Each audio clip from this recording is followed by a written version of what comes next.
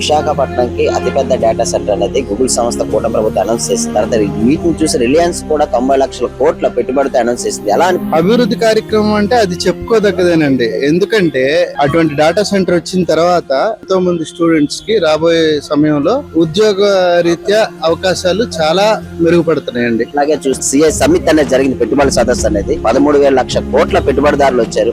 ఇవన్నీ చూస్తుంటే ఎలా అనిపిస్తుంది? భవిష్యత్తులో ఇంక మరి దీనికి అడ్డు ఆపు లేదండి. ఇంకోటి ఏంటంటే చంద్రబాబు నాయుడు గారి హయాంలో ఇలాంటిది జరుగుతుందని అంటే చాలా సంతోషకరమైన విషయం.